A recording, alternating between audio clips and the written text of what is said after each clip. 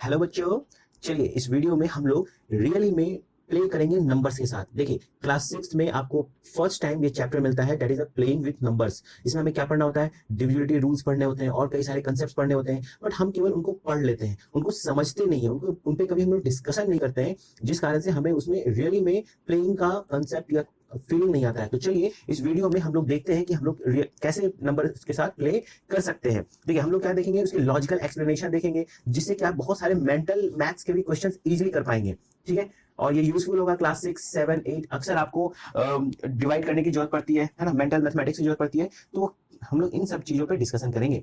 चलिए तो स्टार्ट करते हैं। फॉर एग्जांपल सबसे पहले हम लोग फंडामेंटली सोचते हैं, आपने पढ़ा होगा डिविजिबिलिटी रूल।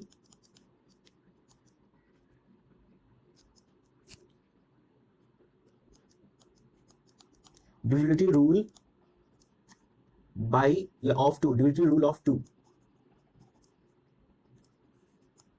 ठीक है, आपने 2 से डिविजिबिलिटी रूल जरूर पढ़ा होगा। क्या पढ़ा होगा कि अगर सर अगर नंबर आपका इवन है तो वो डिविजिबल है, और अगर नंबर ऑड है तो वो डिविजिबल नहीं है। ठीक है, हमने यही पढ़ा है। ठीक है, लेकिन आप खुद भी सोचिए कि आखिर ये एक्सप्लेनेशन कहां से आया, ये कंक्लूजन कहां से आया, है ना? क्या भगवान जी बोल के गए थे कि इवन होगा तो डिविजिबल होगा और ऑड होगा तो डिविजिबल नहीं होगा, राइट? तो चलिए हम लोग पहले इसी रूल को समझते हैं। मैं आपको इसके एक्सप्लेनेशन देता हूं। ठीक है, मान लीजिए हमारे पास कोई नंबर है 4145। ठीक है, और मुझे चेक करना है कि ये 2 से डिविजिबल है कि नहीं। पहले बहुत ही फंडामेंटल चीज सिखा रहा हूँ, फिर बाद में सब कुछ एक दूसरे से लिंक होता चला जाएगा। तो आप इस वीडियो को कंप्लीट देखें। देखिए 4145 को 2 से डिविजिबल चेक करने के लिए देखिए आप इसको ऐसे लिख सकते हैं ना, 4140 प्लस 5। बताइए, इसमें तो कोई प्रॉब्लम नहीं है, 4140 प्लस 5, राइट? अब देखिए ये जो नंबर है, देखिए इसके लास्ट प्लेस पे क्या आ रहा है? 10 आएगा। हमेशा जब आप इस तरह से यूनिट डिजिट को अलग करके लिखेंगे, तो यहाँ पे 0 आएगा ही आएगा। यहाँ पे अगर 0 आ रहा है, इसका मतलब है जब आप इसका प्राइम फैक्टराइजेशन करेंगे, तो बी श्योर आपको 1 पेयर ऑफ 2 and 5 मिलेगा ही मिलेगा। बाकी बहुत सारे चीज मिलेंगे, बट आपको एटलीस्ट 1 पेयर ऑफ, एटलीस्ट भी क्या, एग्जैक्टली 1 पेयर ऑफ 2 and 5 मिलेगा। आपको पता होना चाहिए कि अगर यूनिट प्लेस पे एक 0 है ना, तो आपके प्राइम फैक्टराइजेशन में 1 पेयर ऑफ 2 and 5 होगा। ठीक है, अब अगर 1 पेयर ऑफ 2 and 5 है, इसका मतलब कि ये नंबर तो डिविजिबल बाई 2 है। This number is divisible by 2। ये नंबर तो 2 से डिविजिबल है। क्यों? क्योंकि इसके प्राइम फैक्टराइजेशन में 2 है, यानी कि इसका एक फैक्टर तो 2 है, कंफर्म। इसका एक फैक्टर तो 2 है। ठीक है, तो ये नंबर देखिए 2 से 100% डिविजिबल होगा। अब क्या बचा इसके बारे में कि ये नंबर 2 से डिविजिबल है कि नहीं। तो इसीलिए यहाँ पे ये कंसेप्ट बनता है कि अगर आपको 2 से डिविजिबिलिटी चेक करनी है, तो आप केवल यूनिट डिजिट को देखें, ये डिजिट 2 से डिविजिबल है कि नहीं। अगर ये 2 से डिविजिबल है तो 100% ये नंबर भी डिविजिबल होगा। But since 5 is not divisible, 5 is not divisible by 2, तो इसीलिए ये नंबर 2 से डिविजिबल नहीं होगा। ठीक है, आई थिंक आप रूल को समझ रहे हैं। चलिए एक दो एग्जांपल और लेते हैं हम लोग। For example 3241, right? अगर मैं इसकी बात करूं तो देखिए आप इसको कैसे लिखेंगे, आप इसको लिख सकते हैं 3240, राइट, प्लस 1। यूनिट डिजिट को जब भी मैं अलग करके लिखूंगा तो ऐसे लिखूंगा। अब देखिए ये नंबर इसके प्राइम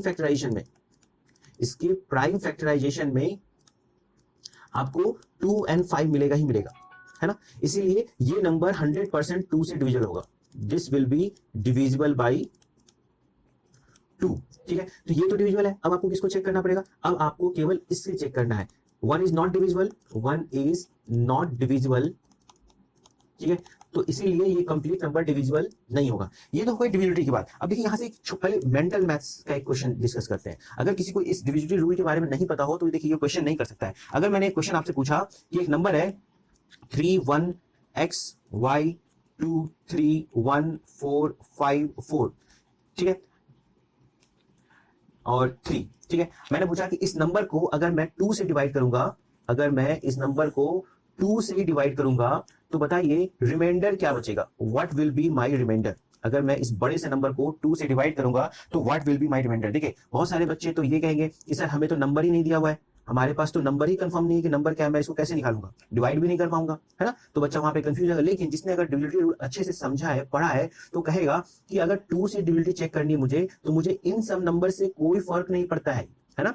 मुझे केवल लास्ट डिजिट को ही चेक करना होता है ना? और ये यहाँ से डिविजिबल भी नहीं है, और आपको अगर रिमाइंडर पता करना है तो आप केवल लास्ट डिजिट में ही डिवाइड कीजिए, जो यहां से रिमाइंडर आएगा वही पूरे नंबर का रिमाइंडर होगा। तो आपको क्या करना होगा, 2 से 3 में डिवाइड करना होगा, 1 times 2 and 1, so reminder will be 1।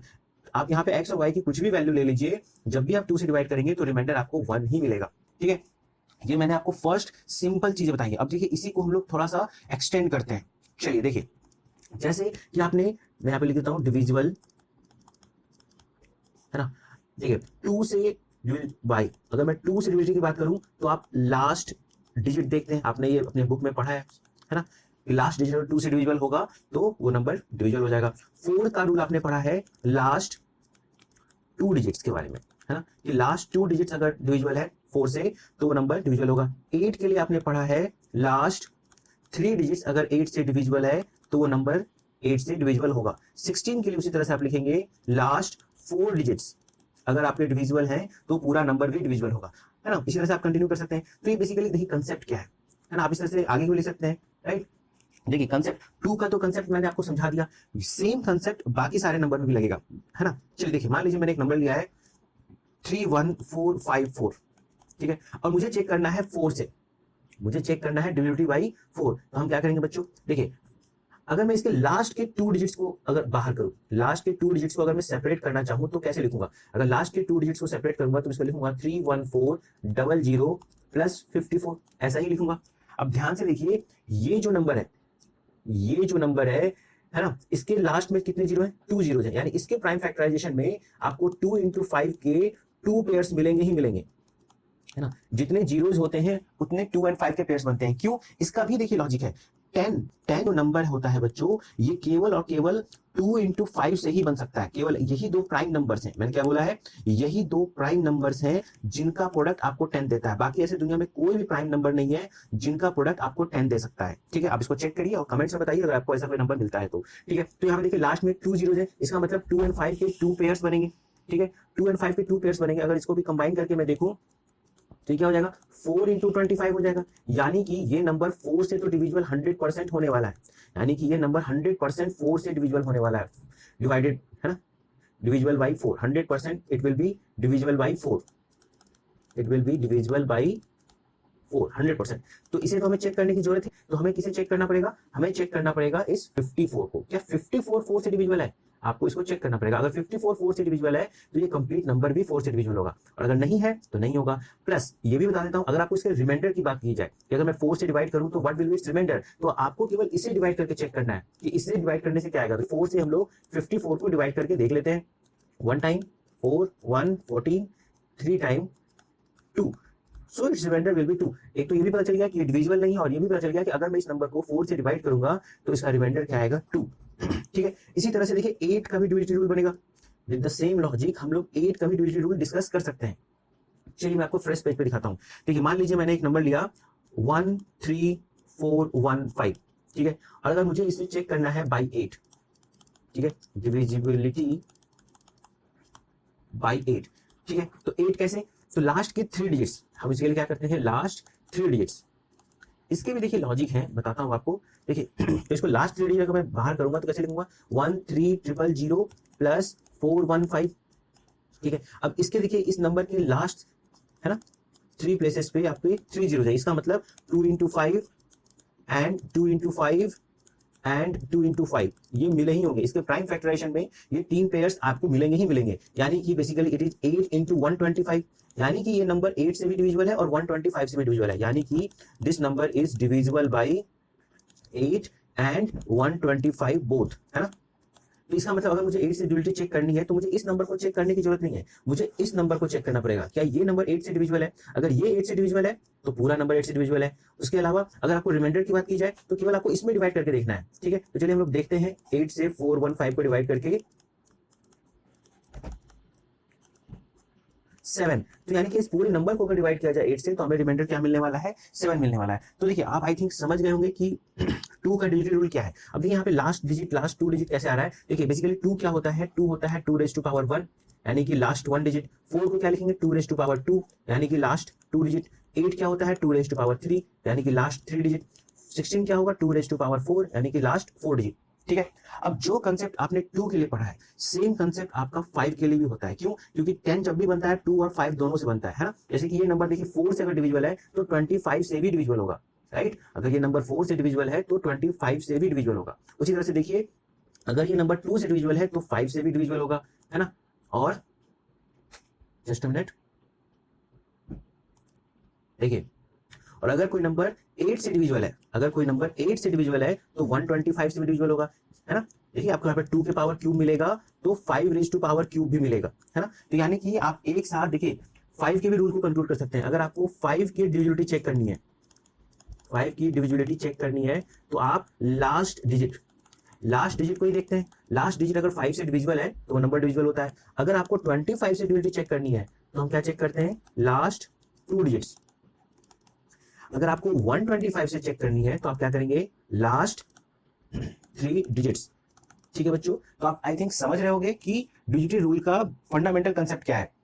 इसी तरह से देखिए सारे नंबर्स के रूल्स होते हैं, एक्सप्लेनेशंस होते हैं। ऐसा नहीं है कि कोई भी आया और बोल के चला गया और हम लोग उसको फॉलो कर रहे हैं। There is a proper logical explanation. तो आपको इन लॉजिकल एक्सप्रेशंस को इसी क्लास में सीखना है। ये कोई बड़ी क्लास की चीजें नहीं है ना। आपको इसी क्लास में ऑब्जर्व करना है, चीजों को समझना है। ठीक है, फॉर एग्जाम्पल अगर मेंटल मैथ के क्वेश्चन की बात करें तो पूछा जा सकता है अगर मेरा नंबर है 13xy324145, अगर मैं इसे 8 से डिवाइड करूं तो what will be my reminder. अगर मैं इसको 8 से डिवाइड करूं तो what will be my reminder. देखिए अगर फिर से वही बात, कोई बच्चा अगर नहीं जानेगा कहेगा सर या तो नंबर ही नहीं गिवन है, नंबर नहीं गिवन है, मैं डिवाइड कर ही नहीं सकता, डिवाइड नहीं कर सकता तो रिमाइंडर नहीं आ सकता। बट आपको पता है कि 8 के डिविजिबिलिटी रूल के लिए केवल लास्ट 3 नंबर्स को ही, लास्ट 3 डिजिट्स को ही देखना होता है। और डिविजिबिलिटी रूल भी यही कहता है कि रिमाइंडर भी यहीं से आ जाएगा। तो देखिए 145 में आप क्या करें? 8 से डिवाइड करें 1 टाइम,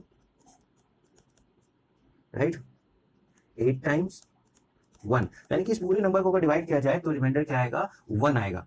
ठीक है बच्चों, तो आई होप कि आप इस वीडियो में समझ पाए होंगे कि डिविजिबल रूल का लॉजिकल एक्सप्लेनेशन क्या होता है। हर चीज आपको समझना चाहिए। ठीक है, तो अगर ये वीडियो आपको अच्छी लगी हो तो इसे लाइक करें, शेयर करें और हमारे चैनल को सब्सक्राइब करें। मैं इसी तरह से बाकी सारे डिजिट्स के भी डिविजिबल रूल को एक्सप्लेन करता रहूंगा। Thanks for watching.